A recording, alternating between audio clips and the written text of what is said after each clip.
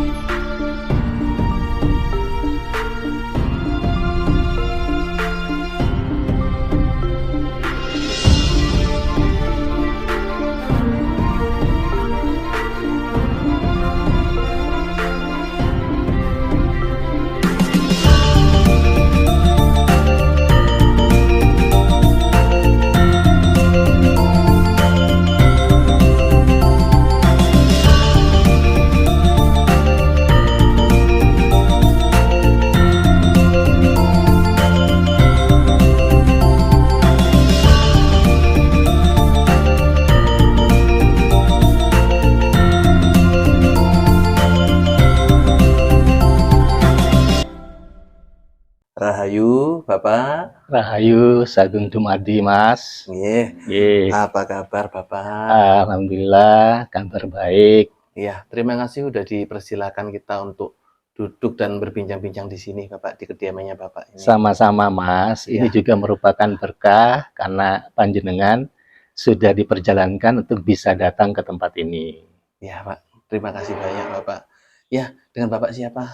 Saya Juwajir S. Kertanegara. Kegiatan keseharian apa, Pak, aktivitas? Kebetulan saya tugas utamanya sebagai pendidik, sebagai guru besar pada Fakultas Hukum Universitas Hasanuddin di Makassar. Tetapi saat ini banyak berjalan ya, mengelilingi berbagai desa-desa di seluruh Nusantara dalam rangka menumbuhkan semangat dan marwah desa. Selain itu, mendirikan suatu lembaga namanya Lembaga Komunikasi Pemangku Adat Seluruh Indonesia. Apa artinya? Artinya kita mencoba untuk agar masyarakat adat seluruh Indonesia itu dikembalikan marwahnya sebagai ahli waris dari negeri ini. Jadi kembali lagi kepada budaya yang dikembalikan utuh lagi gitu, utuh. Pak ya? Ya, sebab itu adalah merupakan jati diri manusia Nusantara. Oke, Pak, pada kali ini saya timbul pertanyaan ini, Pak ya. Ataupun ada pertanyaan dari beberapa teman-teman ini, Pak. Kita kan belum pernah meninggal dunia nih, Pak. Betul. Belum pernah merasakan bagaimana kondisi perjalanan setelah kehidupan saat ini.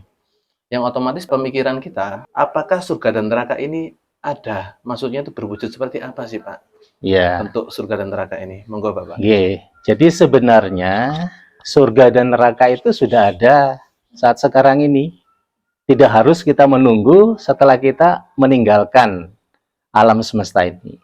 Sebab sejatinya surga dan neraka itu dihasilkan oleh pemikiran-pemikiran manusia itu sendiri. Jadi pikiran itulah yang sebenarnya menjadi sumber terciptanya surga dan neraka. Coba Mas ya, kalau misalnya kita berpikiran yang negatif, dalam hal ini pikiran kita adalah pikiran merasakan sesuatu yang sakit, maka otomatis kita akan merasakan bagaimana kepedihan itu. Dan itulah sebenarnya hakikat dari neraka itu sendiri. Kita mengalami suatu kesakitan, suatu kepedihan gitu, ya, ketidaknyamanan dan sebagainya. Jadi surga dan neraka itu sudah ada di dunia ini. Ya, mengenai kehidupan yang akan datang, di antara kita kan belum pernah merasakan itu. Betul. Oleh karena itu ya, tetaplah kita menjadi insan yang meyakini, sebab itu adalah merupakan ajaran-ajaran dari para utusan-utusan Tuhan gitu ya, bahwa ada kehidupan setelah kehidupan di permukaan bumi ini. Nah, tetapi kita tidak harus menunggu menikmati surga dan neraka itu, tidak harus menunggu setelah kita meninggal dulu, ya kan? Tapi marilah kita menciptakan surga di saat sekarang ini. Bagaimana caranya? Mari kita berpikiran-pikiran yang positif, pikiran-pikiran yang membahagiakan, pikiran-pikiran yang produktif, dan pikiran-pikiran yang menganggap seluruhnya ini adalah bahagian dari keberkahan Tuhan yang diberikan kepada makhluk manusia. Jadi, menurut pandangan saya, sorga tidak harus kita menanti setelah kita meninggal atau setelah kita meninggalkan alam semesta ini. Jadi kebanyakan dari kita ini kan tujuannya untuk melakukan kehidupan, Pak ya. Tujuan nantinya pasti surga. Kalau menciptakan surga di dunia ini seperti apa sih, Pak, bentuk surga dunia itu? Ya, jadi untuk bisa menggapai kesejatian ya makna dari sorga di kehidupan duniawi ini, itu kita harus membangun kesadaran.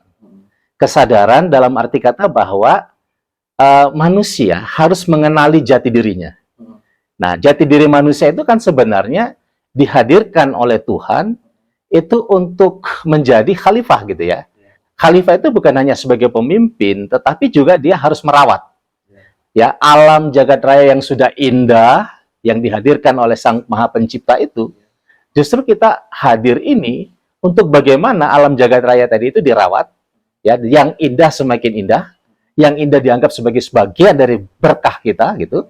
Sehingga apa? Sehingga kehadiran kita itu mempunyai makna yang positif bagi seluruh alam semesta ini. Nah, itu yang paling penting. Jadi kalau kita misalnya menganggap bahwa kehadiran kita ini adalah bahagian dari alam semesta ini, maka sebenarnya alam semesta ini adalah bahagian dari diri kita. Alam semesta ini ada di alam semesta yang di luar dan alam semesta yang ada di dalam diri kita. Ya, yang biasanya saudara-saudara kita dari Jawa menganggap itu adalah jagat cilik, ya jagat alit dengan jagat gede gitu kan. Nah, oleh karena itu maka kedua jagat ini itu harus disinergikan satu dengan yang lainnya. Dan itu ya sumbernya ada dalam pikiran-pikiran manusia. Sebab apa? Sebab pikiran itu akan menghasilkan vibrasi, suatu energi. Energi itu adalah tenaga gitu. Tenaga yang nanti akan bisa dirubah dari jenis satu ke jenis yang lainnya misalnya. Dan itulah yang melahirkan apa yang disebut dengan kekuatan gelombang elektromagnetik. Jadi Bapak tadi bilang bahwasanya surga dan neraka itu tidak perlu jauh-jauh ke sana, tidak perlu menunggu. Sebetulnya di alam semesta saat ini kita hidup, kita bisa menciptakan itu sendiri. Betul. Tapi sebetulnya tujuan orang masing-masing itu butuh yang namanya kebahagiaan ya surga tadi itu, Pak ya. Nah, untuk menciptakan kebahagiaan ini bagaimana sih, Pak? Untuk konsepnya Bapak sendiri. Jadi konsep itu pertama adalah kita harus ya menyadari hakikat kehadiran kita itu sendiri. Hakikat itu artinya kita harus memahami jati diri kita. Itu yang pertama. Nah, yang kedua, di dalam perjalanan kehidupan manusia itu sebenarnya ada 3 ya dimensi peperangan yang harus ditaklukkan oleh manusia agar dia mencapai sosok manusia yang sudah paripurna. Peperangan pertama itu adalah peperangan memenangkan diri sendiri gitu. Ya, jadi ada istilahnya itu adalah bagaimana kita menggapai apa yang disebut dengan personal victory. Kemenangan terhadap diri sendiri. Nah, untuk mencapai kemenangan terhadap diri sendiri, minimal ya menurut pandangan saya, minimal ada 3 hal yang perlu dijalankan oleh sosok manusia tadi. Yang pertama itu adalah dia harus ya menjadi sosok yang penuh dengan sifat kesabaran. Ya kan? Sabar itu gampang mengucapkan, tapi mempraktekkan kan nggak gampang kan begitu. Nah, kalau dia belum gampang berarti dia belum ya menggapai tingkat kesadaran tadi itu. Yang kedua adalah syukur. Mensyukuri apa yang ada. Bahwa segala sesuatu yang ada itu itulah yang terbaik yang untuk saat itu diberikan Tuhan kepada kita. Itu yang kedua. Yang ketiga apa? Yang ketiga itu adalah manusia itu harus ibaratnya itu adalah tawadu. Tawadu itu apa? Rendah hati. Kalau kita sudah rendah hati, ya kan? Kemudian kita sabar, kita syukur, ya kita sudah selesai dengan urusan diri sendiri gitu. Ya kan? Kita mensyukuri apa yang ada, ya. Kita sabar terhadap apa yang dihadapkan kepada kita. Kemudian di dalam perilaku kita sudah menunjukkan kita ya bertawadu gitu ya, rendah hati, ya. Jadi artinya tidak sombong, ya kan? Ya berlaku apa adanya gitu ya. tidak dibuat-buat dan sebagainya, maka sebenarnya manusia itu sudah mencapai ya kemenangan terhadap peperangan melawan diri sendiri. Nah, itu berarti dia sudah menaklukkan nafsunya tadi itu. Iya. Gitu. Nah, tapi manusia kan tidak dihadirkan untuk dirinya sendiri. Betul. Tetapi dia hadir di alam semesta ini yang ada makhluk-makhluk lainnya gitu ya. Makhluk-makhluk lainnya. Oleh karena itu maka dia pun harus bisa menggapai kemenangan tingkat kedua. Interpersonal victory. Jadi kemenangan interpersonal tadi itu. Interpersonal yang saya maksud di sini bukan hanya kemenangan sesama manusia, tetapi dia dihadirkan dengan alam jagat raya tadi itu. Jadi kalau dia diangkat sebagai pemimpin, misalnya sebagai presiden, sebagai bupati dan sebagainya, bukan bupatinya manusia saja, bukan presidennya manusia, tapi dia presiden seluruh makhluk ciptaan Tuhan yang dihadirkan di bumi Nusantara ini. Dia harus bisa merawat ya, yang merawat yang nampak maupun yang merawat yang tidak nampak. Sebab makhluk Tuhan yang diciptakan itu bukan hanya makhluk Tuhan yang nampak dengan kasat mata, tapi ada juga makhluk-makhluk lain yang tentunya pendekatan-pendekatan itulah yang tentu harus dilakukan supaya apa? Supaya terjadi keseimbangan. Keseimbangan di dalam alam pekerjaan. Nah, berarti apa?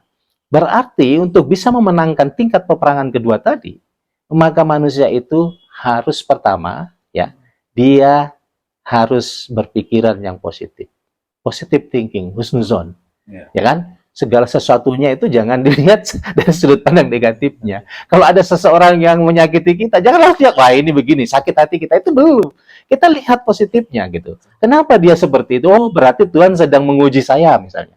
Supaya apakah tingkat kesadaran dan kesabaran saya ini sudah ada apa tidak, kan begitu.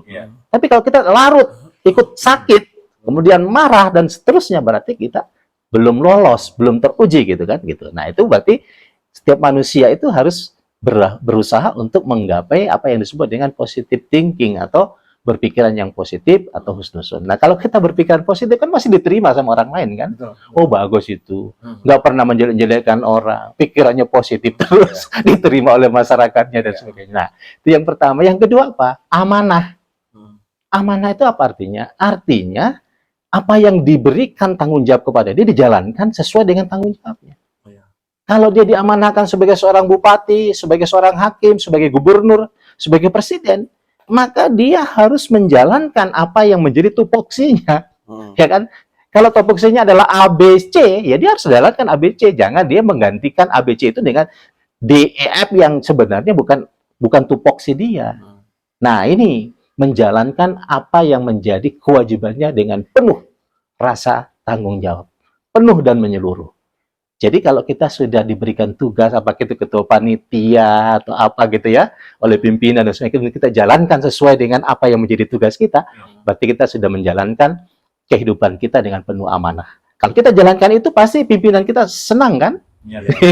Ya, jadi kita misalnya jadi bupati menjalankan amanahnya sebagai seorang bupati yang harus misalnya berpikir untuk kesejahteraan masyarakatnya, pasti masyarakat terima, senang dan sebagainya. Demikian gubernur dan presiden. Nah, yang ketiga itu adalah silaturahim. Jadi kita ini kan harus membangun jaringan silaturahim. Tadi disinggung rezeki itu kan datangnya bukan ujuk-ujuk Tuhan memberikan, melempar dan seterusnya, tapi datang karena ada jaringan, networking gitu. Nah, oleh karena itu siapa yang membangun silaturahim semakin besar penampang untuk menampung rezeki. Ya kan, Tuhan menurunkan itu rezeki itu ya, dia punya penampang untuk menerima itu lebih luas dan sebagainya. Makanya yang mempunyai jaringan lebih luas itu mempunyai kesempatan lebih besar untuk bisa memanfaatkan potensi daya dukung ekonomi yang ada. Jadi kalau kita sudah berpikir positif, kemudian amanah, kemudian membangun silaturahim, insya Allah dimensi kemenangan interpersonal itu akan kita raih. Nah, ya, dimensi yang terakhir, kemenangan terakhir itu adalah kemenangan spiritual. Spiritual victory. Nah, ini nggak gampang spiritual victory ini. Nah, spiritual victory ini bisa digapai kalau pertama kita itu ya kita harus melihat segala sesuatunya itu dengan penuh keikhlasan. Ikhlas. Ya kan? Ikhlas. Wah, segala sesuatunya diterima dengan penuh keikhlasan. ya kan?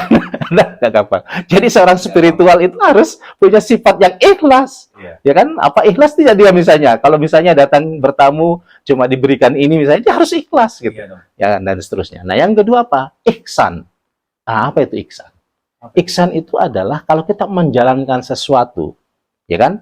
Seolah-olah ya orang yang mengamanai kita itu ada di depan kita. Jadi kita menjalankan sesuatu yang penuh dengan kekhusyuan gitu ya. Iya. Misalnya kalau kita bertafakur misalnya, betul-betul fokus, konsentrasi dan sebagainya. Seolah-olah memang kita ada di dalam pengawasan dia gitu. Nah, jadi kalau kita bekerja ya, kemudian dalam diri kita menganggap bahwa kita sudah ada di dalam pengawasan yang Maha Menciptakan, maka itu adalah pengawasan melekat. Kita tidak akan berbuat apa-apa lagi gitu. Setiap aktivitas kita bahagia dari ibadah kita. Kenapa? Karena Tuhan sedang mengawasi kita gitu. Jadi ikhlas, ihsan. Yang terakhir adalah apa? Takwa. Nah, takwa itu artinya apa? Takwa adalah menjalankan apa yang menjadi amanah Tuhan yang dipanggulkan kepada diri kita gitu. Jadi kalau kita sudah mencapai kemenangan tingkat pertama tadi, tingkat kedua dan tingkat ketiga, insya Allah kita sudah mencapai kesadaran paripurna. Dan itu artinya apa? Kita sudah menghadirkan ya surga di dalam kehidupan kita ya sehari-hari gitu. Jadi itu maka akan timbul kebahagiaan, ya kan? Karena kita apa? Mensyukuri apa yang ada. Kalau diberikan baru sekian ya kita syukuri gitu. Jadi tidak ada lagi rasa itu. Semua dianggap sebagai bahagian dari kebahagiaan. Jadi kalau orang sudah bahagia, tidak ada masalah dengan kehidupannya, itu kan sebenarnya sejatinya adalah dia sudah menikmati surga, gitu kan? Nah, itulah sebenarnya esensi dari surga. Di bidang dimensi lain, ya ajaran-ajaran agama yang mengatakan ada surga setelah kehidupan itulah, ya itu saya tidak bisa bahas dalam kesempatan ini karena memang itu adalah ajaran berdasarkan keyakinan masing-masing. Kenapa? Karena itu adalah ada di kehidupan selanjutnya. Sedangkan kita belum masuk pada dimensi kehidupan itu kan gitu. Maka kenapa kita harus menunggu surga dan neraka di kehidupan yang kita belum masuki? Maka marilah kita menciptakan surga itu dalam kehidupan yang sekarang ini. Betul, Pak. Gitu, Pak.